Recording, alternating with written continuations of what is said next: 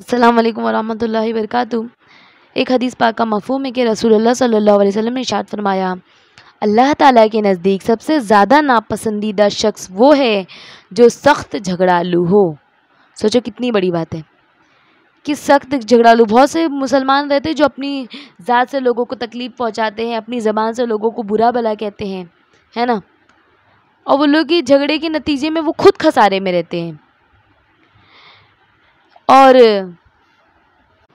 अल्हम्दुलिल्लाह हमारा इस्लाम इस बात को बहुत ज़्यादा डिफ़ाइन करता है कि हमको दूसरों के साथ कैसा हुस्न सलूक करना चाहिए। कहते हैं ना कि कामिल ईमान वाला वो शख्स है जिसके मतलब इखलाक अच्छे हों, जिसकी नमाज अच्छी हो, तो उसमें एक इखलाक भी आता है। और जिसके इखलाक रहते हैं ना, अगर वो दीन की तरफ बढ़ता है ना, तो इंशाअल्लाह उसको धीरे धीरे बहुत जल्दी हर चीज़ उसके हाथ में आ जाती। क्योंकि जो इखलाक अपनी ज़िंदगी में लाना ना बहुत बड़ी बात है।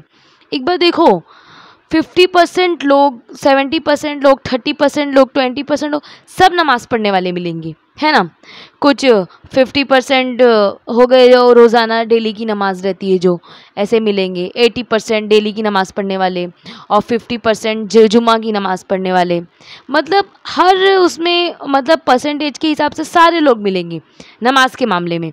और हज करने वाले भी अल्हम्दुलिल्लाह जिनके पास पैसा रहता है, अल्लाह ताला ने दिया है, वो करते हैं। और कुछ लोग के पास पैसा रहता है लेकिन नहीं करते हैं, तो मतलब हज करने वाले भी मिल जाएंगे, ज़कात देने वाले भी मिल जाएंगे, और रमज़ान शरीफ में रोज़े रखने वाले भी मिल जाएंगे, है ना।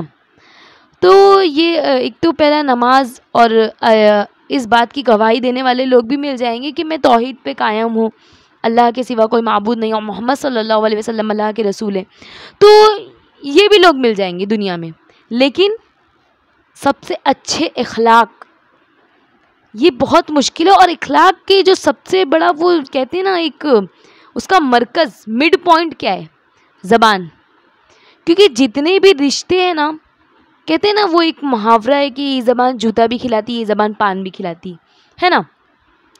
तो मतलब वो जो मुहावरा भी जिसने लिखा है बहुत सोच समझ के लिखा है। क्योंकि एक ज़बानी, जब इंसान सुबह उठता है तो पूरा बदन ज़बान से आजिज़ी करता है कि अगर तू सीधी रहेगी तो हम भी सीधे रहेंगे, और अगर तू सीधी ना रहेगी तो हम भी इधर उधर से फटकारे जाएंगे, धुतकारे जाएंगे।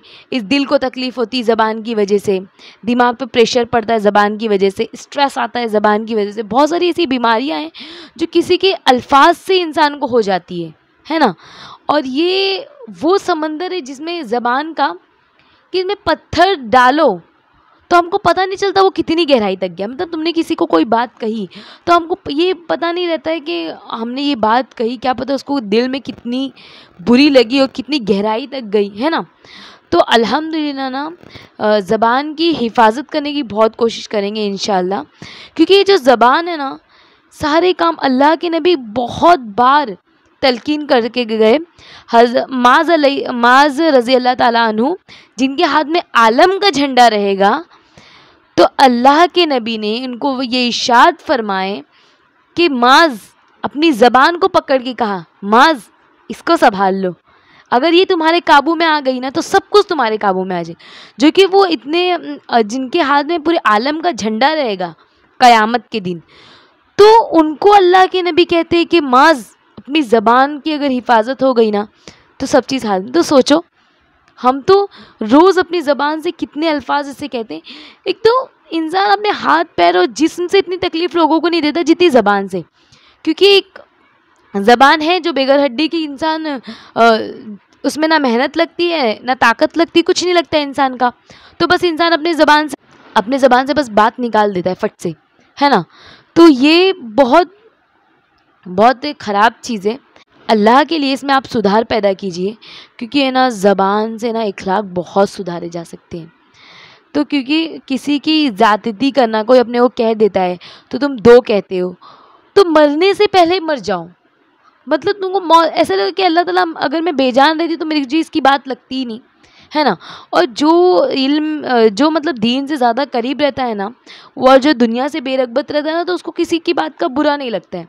तो अल्लाह के लिए ना बर्दाश्त भी करना सीखो। इससे इखलाक जितने तुम्हारे अच्छे होंगे ना, और जितना अपनी ज़बान को खामोश रखोगे ना, अल्लाह की कसम ऐसी ताकत बनोगे ना कि पहाड़ भी आपको रास्ता देंगे। पहाड़ भी आपको रास्ता देंगे, बस खामोश रहने के लिए। हाँ, लेकिन जहाँ हक बात कहनी हो वहाँ खामोशी कोई मायने नहीं रखती। जहाँ तुमको कहना हो कि कोई हक बात है, तुम्हारी हक तलफी हो रही है, किसी को कोई नुकसान हो रहा है, तो उस जगह तुमको कहना है। कहीं पे बुराई है तो अगर ज़बान से बदल दे सकते हो ज़बान से दो, हाथ से बदल दे सकते हो तो हाथ से दो, नहीं तो उसको दिल में बुरा समझो, है ना। और अगर कहीं भी झगड़ा हो रहा हो और तुम उसको देख के खुश हो रहे हो, तो फिर अगला घर तुम्हारा ही है, क्योंकि अल्लाह ताला कहता है कि अगर तेरे को इससे खुशी मिलती तो ठीक है, ये खुशी मैं तेरे घर में ही नाजिल कर देता हूँ, है ना। तो अल्लाह के लिए ना, जहाँ भी बुराई हो रही, कम से कम अगर तुम उसको बदल नहीं दे सकते ना हाथ से और ज़बान से, तो अल्लाह के लिए इसको दिल में बुरा समझो। अगर वहाँ खड़े रह के, आजकल बहुत सारी जगह जहाँ भी झगड़ा होता है तो लोग जमा हो जाते हैं बस देखने के लिए कि किसके घर का क्या मामला चल रहा है। तो अल्लाह के लिए अगर तुम दूसरों की झगड़े में खुशी तुमको मिलेगी, तो अल्लाह ताला तुम्हारे घर में भी उस चीज़ को कायम कर देंगे, है ना। तो अल्लाह के लिए ये सब चीज़ से डरा करो और ज़बान की हिफाजत क्या करो। बहुत ज़्यादा अल्लाह के नबी ने तलकीन करके गए कि ज़बान की हिफाजत करो और अपनी ज़बान को बस भली बात के अलावा मत खोलो। अल्लाह के लिए भली बात अपनी ज़बान से कहने के अलावा ना इस ज़बान को मत खोलो। जितना हो सके ना, अल्लाह ताला ने 32 ताले दिए हैं और आगे भी 2 है, तुम्हारे होठ और दांत, उसके बाद कहीं ज़बान है, फिर इतनी जल्दी कैसे इंसान फट से बोल देता है। तो अल्लाह के लिए ना इसमें बहुत ज़्यादा इंसान जहन्नम में भी इसी के लिए गिरने वाला है कि अपनी ज़बान से किसी का दिल तोड़ा, किसी का। कहते हैं ना, एक बार हज़रत अली कहते हैं ना कि जो शख्स किसी का तो टूटे हुए दिल को मिला दे, मतलब सुलह रहमी करा दे 2 रिश्तेदारों के बीच में, तो उसके लिए अल्लाह ताला उसके ऊपर जन्नत वाजिब हो जाती है। तो जो किसी का दिल तोड़ दे तो उसके लिए जहन्नम वाजिब हो जाती है ना, सिर्फ ज़बान से। क्योंकि इंसान मिलाता भी ज़बान से ही बोल के कि सुलह रहमी करवाता है, कुछ बात कहता है ना, मोहब्बत की कुछ बात कहता है। तो अल्लाह के लिए ज़बान की हिफाजत करो। अस्सलाम वालेकुम रहमतुल्लाहि व बरकातुहू।